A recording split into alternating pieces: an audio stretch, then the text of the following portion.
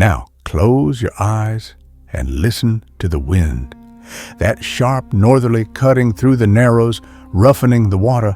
Then, on the far side, sails appearing one by one. I was on watch in the shadow of the walls that day. If you had been there, you would have felt it too. First, the salt of the sea, then the smell of resin and pitch, and finally, the silence of something disastrous drawing near. Troy's stone foundations and mud brick upper walls look as if they lean against the forests of Mount Ida. But fate does not measure the thickness of a wall. This story will flow like a soldier's journal. I will not give you the great names the epics love. I will give you what is real: the earth, the wind, the waterways, the ration lines, the changing of the guard.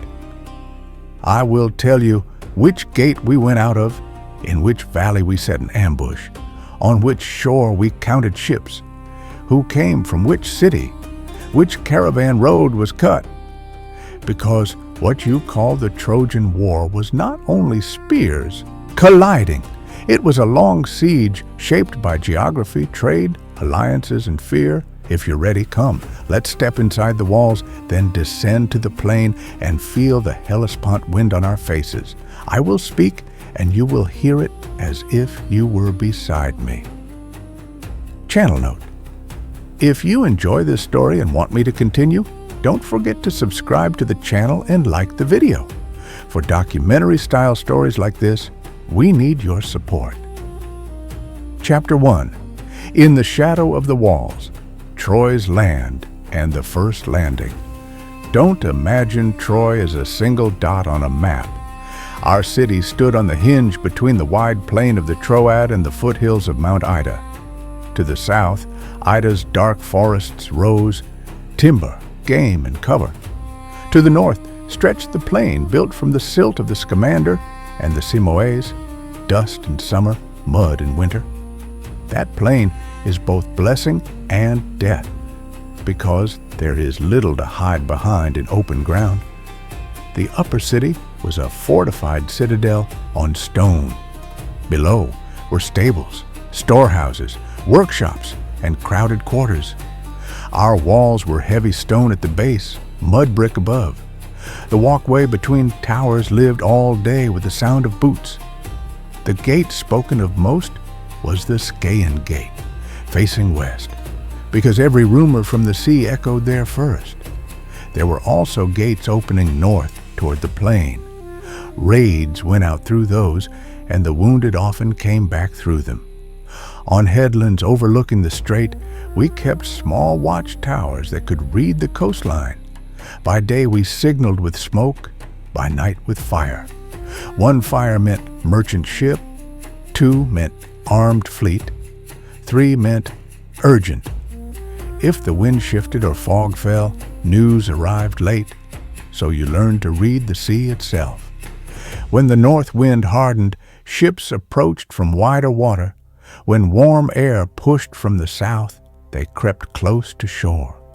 The first lesson of war was this: before you see the enemy, the weather changes its face.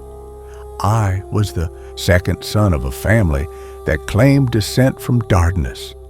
Don't let the word noble fool you. Here, noble meant how much grain you had in the storehouse and how many horses stood in your yard. My armor was leather strengthened with bronze scales. My shield was wood covered in oxhide. My spearhead was made thin by the smith, because tin was scarce. If you had been there, you would have seen that a weapon is not only a tool of killing, it is the final result of labor and trade. Bronze does not appear simply because you want it. It depends on the tin road inland, the copper bargain by the coast, the bellows, and the hammer's rhythm. Even before the fighting, tension lived in the city. In the market, merchants spoke in half voices. Near the palace, envoys came and went. Is it really because of a woman? People asked. For common soldiers like me, it was simpler. Cargo ships that once passed the strait without fear now chose their harbors cautiously. Neighboring towns were forced to declare sides, guest right, oaths, gifts, things that held peace together, turned into arguments for war. That day, our watchers reported unusual movement near Tenedos. The coastline there is good for hiding ships, shallow coves, reeds, headlands that break the wind. By midday, sails appeared on the horizon, so many you could count them into the hundreds. As they closed the shore, they did not break formation. The beat of their oars felt like a single will. This was no ordinary raid. We may not have spoken the name then, but we understood the weight of it. They came from the great kings across the sea, the Achaeans. We tried to guess where they would land. The beaches near Scaean are broad. It's easy to run a ship aground. Behind the sand, low hills, then the open plain, meaning that once they stepped onto land, they could spread quickly. We rushed messages outward to Dardania, to Zelea, to Lycia, to Mysia. Storehouses were opened, barley, wheat, dried meat. Women lined up water jars, children clung to gate stones. If you had been there, you would have heard it. The city's breathing changed. Normally, the market argued over copper weights and cloth. That day, everyone spoke in numbers. How many spears? How many shields? The first clash came on the shore. We went down onto the plain and tried to hold a line, but order is hard in open ground. The Achaeans fought like we did. Bronze Age men with spears, shields, short swords, chariots carried commanders fast. But there was one difference. They had no fields behind them, no wells. The sea had to feed them, or they would unravel. That made their first days fierce. We, at least, could fall back behind the walls, but the price was surrendering the plain. At evening we returned through the gates. Wind moved over the bodies left in the open. Dust, blood, and salt mixed together. If you had been there, you would never forget that smell. On night watch, the cool air from Ida and the warm sea breath collided against my face. Leaning into the stone, staring into the dark plain, I understood this was not a one-day raid. It would be a siege measured in years, a struggle for the strait's key, for the city's honor, and perhaps for the order of the whole region. Chapter 2. The Days of Siege, Rations, Raids, and Alliances. Once the siege settled in, the rhythm of war changed. Great pitched battles became rare. In their place came patrols, ambushes, raids, and fights over supplies. Walls are not just stone. They separate you from the world and turn everything inside into numbers. How many days of barley remain? How many arrowheads can be forged? How many horses are still strong? If you had been there, you would have learned quickly that war is as much accounting as it is courage. Troy endured because of the land behind us. Ida's hidden tracks, stream beds, hunting grounds. Through them we brought wood, resin, pitch, and sometimes grain from distant villages. But every run grew riskier. The Achaeans set watchpoints on the heights that commanded the plain, and along the coast their ships formed a kind of wooden wall. We could see them driving stakes, building shelters between hulls, as if they were raising a second set of walls on land. I went out more than once on night reconnaissance. Along the Scamander, you feel the water change, warm in one bend, cold in the next. The old men called it the breath of the earth. Riverbeds are both gift and trap. Reeds hide you, but they also carry sound. When a shield edge flashes under moonlight, everyone freezes. If you had been there, you would have believed the enemy could hear your heartbeat. In midsummer, units arrived from Lycia. Their homeland lies far to the south. By sea the storms are harsh, by land the passes are narrow. They brought light-armored archers and quick spearmen. Their bows were longer than ours. The feathers on their arrows came from unfamiliar birds. After them came fighters from Phrygia, from Ionia, and from the northern reaches near the strait. Different accents filled the streets, different small charms devoted to different gods. That is what an alliance truly is. Not one army, but many peoples sharing the same wall and the same fear. The Achaeans did not sit idle. They raided smaller settlements around us for plunder, feeding themselves and warning us. We answered with counter-raids. Once, at night, we slipped toward a line of tents near the shore. The goal was not to kill as many as possible. It was to break order, to startle their horses and burn food stores. Sand looks quiet, but it keeps footprints and carries noise. On the way back, we hid behind a ridge facing Tenedos and counted ships. Every ship meant a tribe's strength. Every oarsman was someone's son. Inside the city, the invisible war was harder. Who held the storehouse keys? Who received barley first? How much fodder could we cut from the horses? There were watch, schedules, arrow making, spearhead forging. Bronze is expensive. Tin comes from far away. So losing a spearhead was not just losing a weapon, it was losing a trade road, a caravan, an agreement. I watched smiths melt the bronze of a broken knife to make new arrowheads. If you had been there, you would have understood. Even reuse is as old as siege. For archers, workshops prepared reed shaft arrows.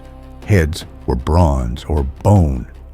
Feathers were chosen carefully, not always from the same bird, because not every feather flies the same in the same air. Shield hides were oiled, straps were soaked and tightened. When wet leather dries, it grips harder. And there was signaling. When the horn sounded at the gate, everyone knew which tower to run to. War lived on the ramparts, but it also lived in the workshops below. Some days we went out, formed a short line on the plain, then withdrew. The purpose was to tire the enemy, yes, but more than that, to keep access to wells and springs from being fully lost. Water is the unseen king of a siege. Even if your cisterns are full, in summer heat, every bucket becomes gold. We assigned small units to protect the sources that came down from Ida. I stood 2 nights at one spring on the mountain's edge. In daylight, birds. At night, the far trembling of enemy campfires, like the world split into 2 halves. When autumn arrived, rain turned the plain to clay. Carts sank, feet grew heavy. That helped us. Heavy raids became difficult. But rain also brings sickness. In narrow streets, smoke and damp merge into coughs. Wounds heal slowly. In those months I learned war is fought not only with spears, but with seasons, water, and bread. Sometimes what keeps a city alive is not a single victory. It is a handful of grain distributed with discipline. Chapter 3, Among Heroes, Campaigns, Fallen Towns, and the Truth at the Base of the Walls. As the siege dragged on, names entered the story. You may know Hector, Paris, Priam. But the shadow of those names falls over ordinary soldiers like me. When Hector rode out before the walls, he looked not only like a commander, but like the city's breath. His horse's hooves struck stone. The sound ran along the ramparts, and we set our own steps to it. Heroism is, in the end, the work of keeping order. One day the Achaeans pressed forward from the shore, trying to push closer to the walls. The plain is flat. You see them early, but you also leave retreating men exposed. We surged out through the gates in a short counterattack. Shield rims scraped. bronze spear points struck shield bosses with a dull, heavy note.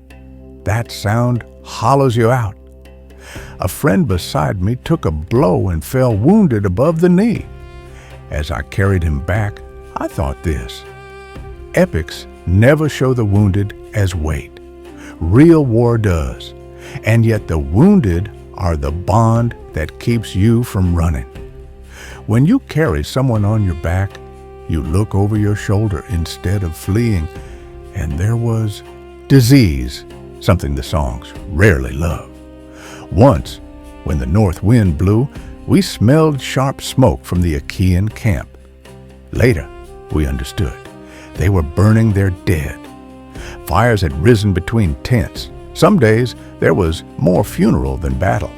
In a long siege, cleanliness collapses, water pools, flies multiply. A wound that catches infection kills faster than a spear. We had our share as well. A simple scratch that festers is not healed by bravery, it is healed by luck. Over time, the war spread beyond the walls. The Achaeans did not only sit before Troy, they campaigned along the southern coasts and beyond Ida toward other towns. One morning, a battered caravan slipped in with news. "Thebe has fallen," they said. Then other names followed: Lyrnessus, Pedassos. Perhaps they were not great cities, but each was a granary, a small harbor, a home. If you had been there, you would have seen that war is not one front. It spreads like a net. Wherever a fire burns, Troy's breath grows thinner. I was assigned to help bring in refugees after some of these raids. We walked toward the southern slopes of Ida. The path smells of pine and juniper. On rocky ground, you follow goat tracks. In the place of a burned village, what remains is rarely a proud wall, more often a well and an oven. I saw a woman in a blackened courtyard still searching for a grain jar she had hidden beside a stone. In that moment, I understood what war plunder really means. Not just gold, but livestock, grain sacks, looms, because an army feeds itself that way. That is the documentary truth. Plunder is often someone's entire winter. Patrolling inside Ida, we sometimes met Achaean scouting parties. Fighting in forest is not like fighting on the plain. Here the width of your shield matters less than the silence of your steps. An arrow hits a tree trunk and trembles, and you lose your sense of direction. Most times, we tried not to turn it into a full engagement.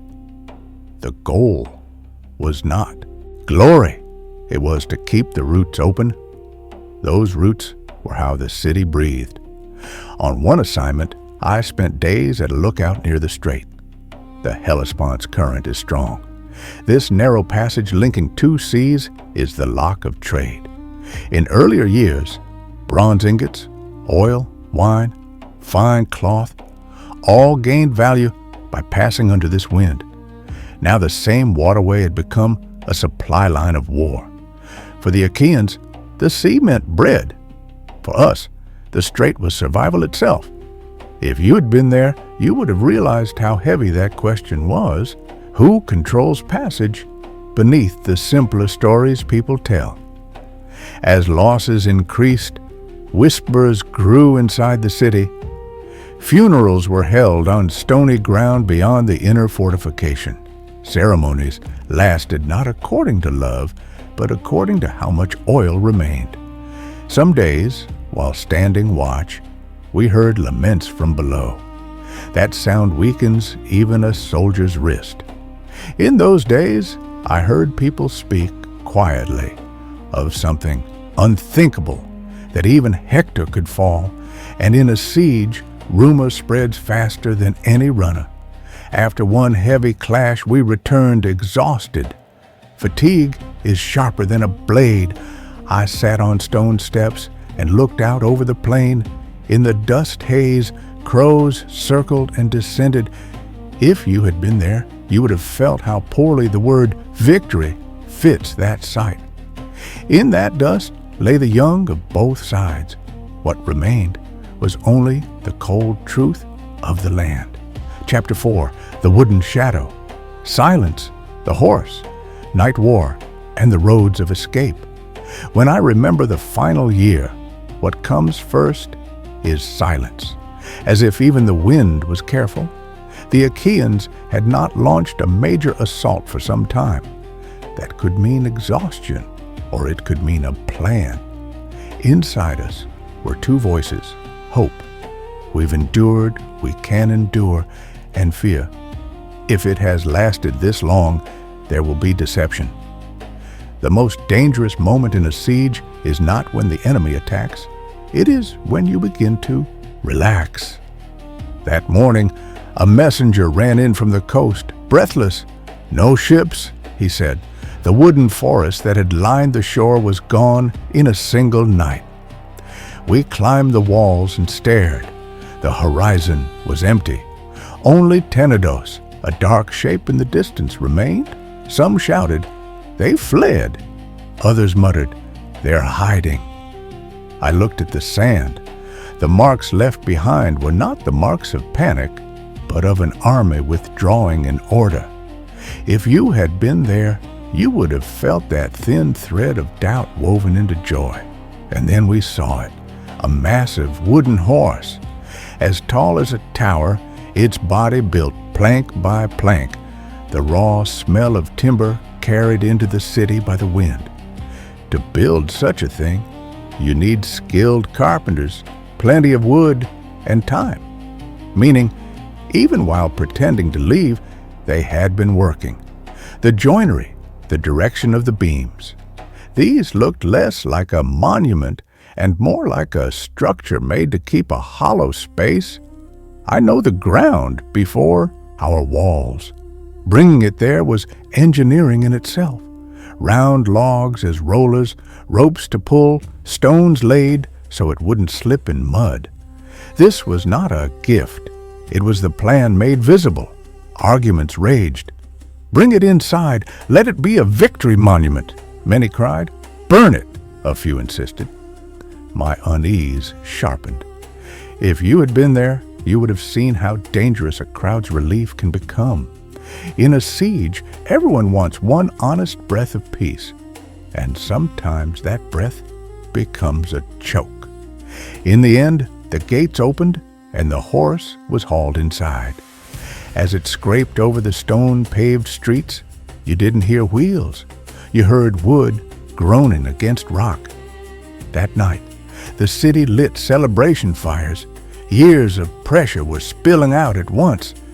I went to my post and listened. Even the stone seemed to creak. Then the wind died.